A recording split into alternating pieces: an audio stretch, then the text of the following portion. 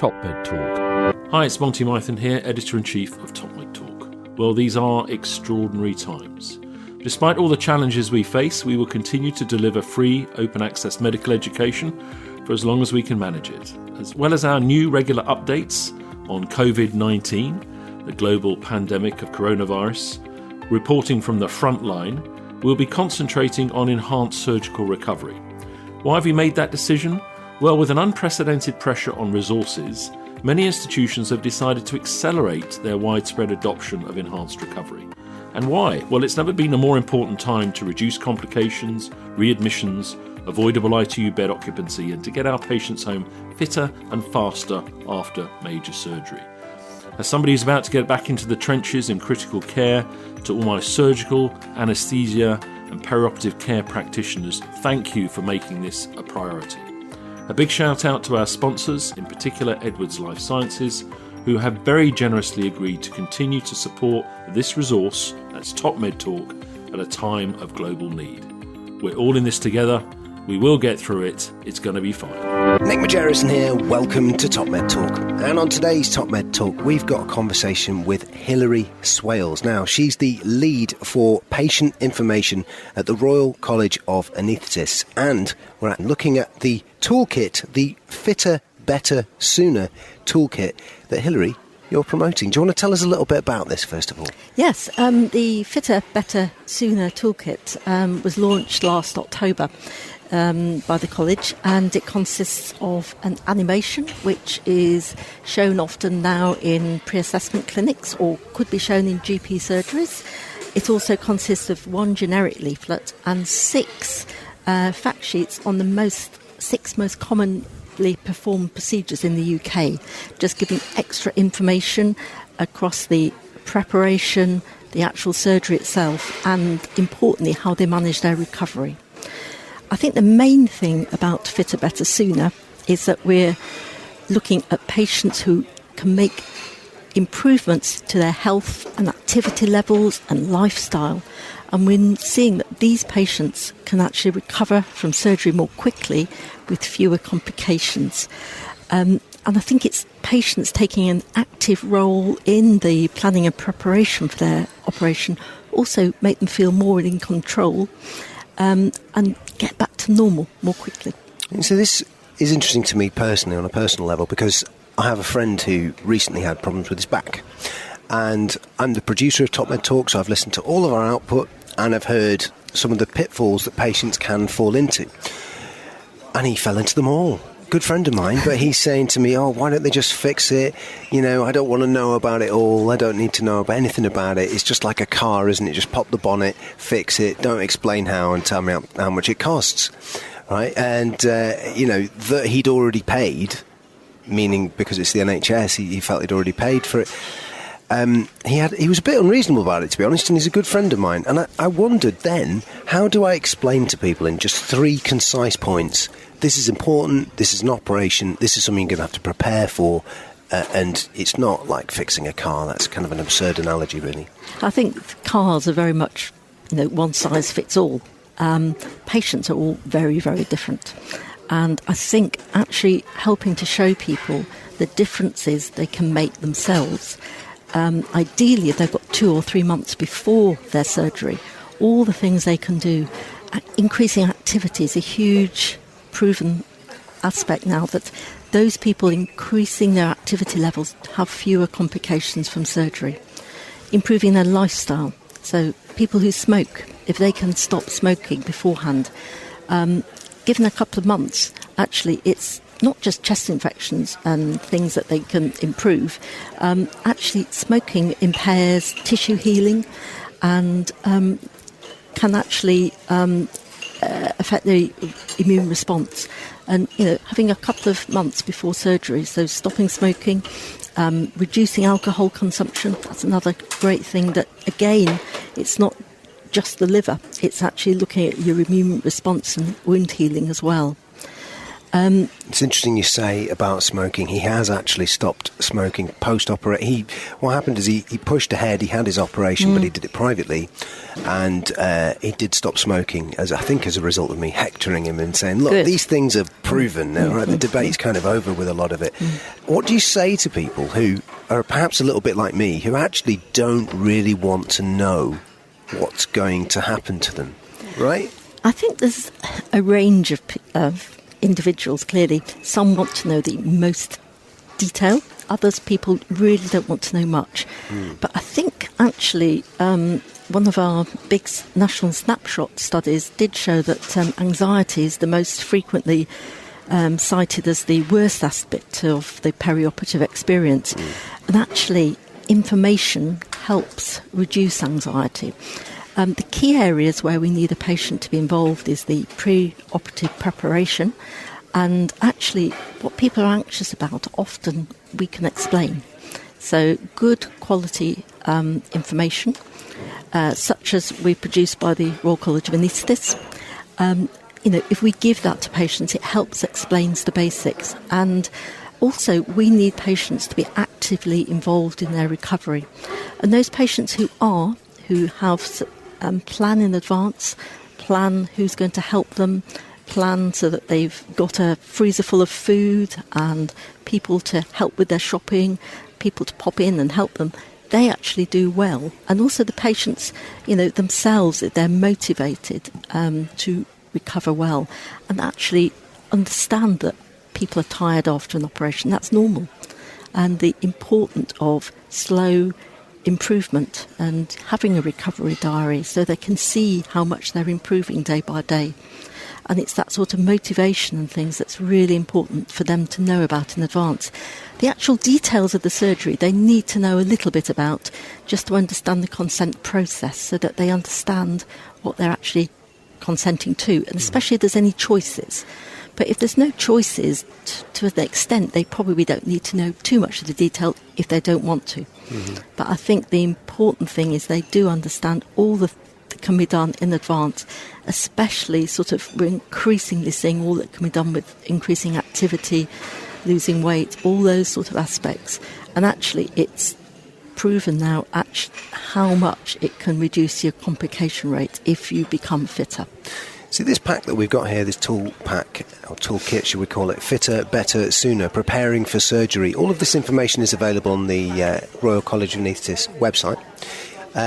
But what I think's interesting about it as well is that this hammers home key messages that we frequently come back to here on Top Med Talk.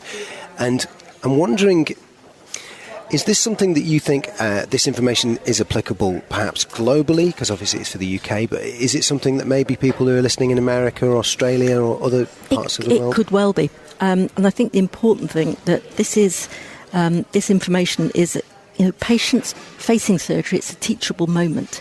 This is their chance to improve their health, their lifestyles, any comorbidities, if they can manage them better, optimise them with their physicians. And this hopefully will improve their health and recovery from this operation.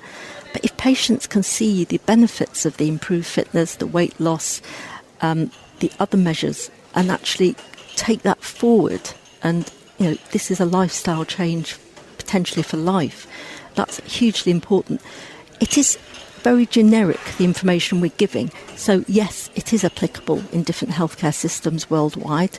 There will be slight differences as to the actual surgical pathway, but this is very generic information and yes, very applicable anywhere. I recommend that listeners to Top Med Talk have a look at this, the Fitter, Better, Sooner toolkit. We'll put links in the show notes to this podcast so you can find out more about it. So when exactly was this rolled out, and who gets it, and how does that all work? This was launched by the college August of last year, so August 18, and it's very much designed to be used by anaesthetists, but it's people we're wanting to get this is patients, and really we're wanting them to get it as early in their surgical pathway as possible, We are giving it out in pre-assessment clinics, in hospitals, and they're having on the monitors, we're having the animation shown. But really, ideally, if we could get this out to patient groups better, and ideally having the animation shown in general practice in the surgeries while people are waiting would be fantastic. So that actually patients, when they first become patients, can actually have the benefit of this information, and then that will give them 2 or 3 months lead in when they can actually make meaningful changes. That's right. There's a wonderful video that we'll also link to, which encompasses the Fitter, Better, Sooner package that we're talking about here. About 9 minutes in length, certainly worth watching. And so that's available in the pre-op assessment clinics. Not everywhere. That's what we're encouraging people to do. And it's downloadable from the college website, and the college can give any support that is needed. But yes, it's about 9 minutes long, and the idea is that if it's playing in a waiting room, people can dip in and dip out of it. So waiting rooms, GP surgeries, anywhere where patients are waiting. And in hospitals nowadays, there's very much a clear wall advice, so we don't have posters up, but if we've got a monitor with this playing, it's fantastic, captive audience. So in your experience, patients in the UK, what are some of the key attitudes that we need to address and perhaps completely change towards this towards surgery? I think the fact that one attitude is that they just go into hospital and they're fixed. Actually, the key message that we need to get out is that you as a patient can make a big difference to how your surgery goes, and taking ownership of it is really, really important. There's so much you can do, and there's so much information available for you if you want it. And this is partly for pre-operative, but what the surgery actually entails itself, and about lifestyle changes and the importance of these. And I think this is really under-recognised in our population. We're seeing increasing levels of inactivity amongst our population, and obesity rates rising. And if we do one thing, the important thing is to increase activity of our population. You know, one of the things that's happened with me as a result of listening to Top Med Talk and hearing different phrases such as exercise is real medicine, as an example, it's made me start doing a bit of exercise. So it's fantastic. So it's been good. It's been good in that sense, hasn't it? I've been listening to people talking about how clear the benefits are, and it's encouraged me to do a little bit of exercise. But I wonder what you think of this. Someone once said to me that getting ready for an operation is like preparing for a marathon. I think in many ways it's right. Clearly, different operations. Some operations are less of a marathon than others. But yes, I mean, the body, it's a great surgical response to stress is probably not very different in many ways from something like a marathon. And the key thing is a marathon, you just don't go in there and book yourself in for a marathon and go for it a week later. You train for it. And actually, yes, there's so much you can do to actually train your body. And different people, we say fitness, we don't mean doing marathon training. We mean doing exercise at the level that you can do it. So for some people with joint problems, obesity, that will be swimming. They're in a much more supportive atmosphere. Other people, yes, they may choose to do running, but it's the key thing is of increasingly it's shown to be sort of activities that stress your cardiovascular system a little bit, so make you a little bit out of breath, get your pulse rate up. And interval training has been shown to be probably the way forward. But anything we can do to increase people's sort of wish to do exercise, be it with their family, be it on their own. Lots of electronic gadgets nowadays to people can Fitbits and whatever, just so that people can measure their activity, and hopefully that can incentivise them to do more. Wonderful. And you were saying as well, bringing things from your house to make yourself feel more comfortable when you're in hospital and that kind of stuff. All those preparation techniques. And I think great. There's a lot of people think that when they're coming into hospital that they're going to come in and straight away have their surgery. There's actually people, it's just sort of expectation management that there's going to be a bit of sitting around. So take in things to occupy, some music, something to relax you, a book, a puzzle book, something to take your mind off what's about to happen. People also, we can teach people, or people can teach themselves some breathing exercises for relaxation. people do yoga, whatever, but all of this is such an important part of actually how the day goes on your operation. And then just to wrap here on a final question, do you have any specific messaging for people who are concerned about pain or pain management, particularly for people who are listening in America? Obviously there's a big issue with the opioid crisis. How is it that we overcome this idea that it's the so-called fifth vital sign, which I think not a lot of people like that idea anymore? How do we overcome that, prepare people for pain, but not sort of fall foul of making them worse, making them more anxious about it? I think the key thing is that, people's managing expectations. And I think managing the expectation, though, that people don't expect to be pain-free. People expect to have some pain after surgery, and it's how we manage it. And we can tell them what we can do to support it. There's also some choices people may want to make before their operation, as to whether to have epidurals or regional techniques that can help reduce the pain afterwards. And this is very much something they should be involved, a shared decision-making pathway. But yes, the key thing is patient expectation. We're not saying that patients should be pain-free when they go home, but they should be able to manage it themselves. Do you know what? Fascinating conversation. I want people to have a look at this. We will include links on the show notes. If you go to topmedtalk.com, you'll be able to find the Fitter, Better, Sooner toolkit and the accompanying video. Hilary Swales, thanks for being with us. Thank you. Top Med Talk. Thanks for listening to Top Med Talk. Now, before we let you go, it's important that we remind you to subscribe to Top Med Talk. That way you'll never, ever miss another episode. Also, if we could encourage you to join us on social media, Twitter, Facebook, LinkedIn, YouTube, pretty much every single social media platform, we're there. Join us.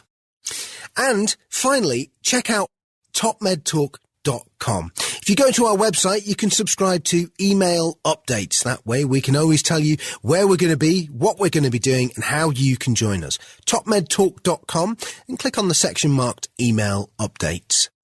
Finally, Top Med Talk is proud to act as the broadcasting arm of EBPOM, Evidence-Based Perioperative Medicine. We'd love you to find out more about them as well. ebpom.org is their website. That's ebpom.org.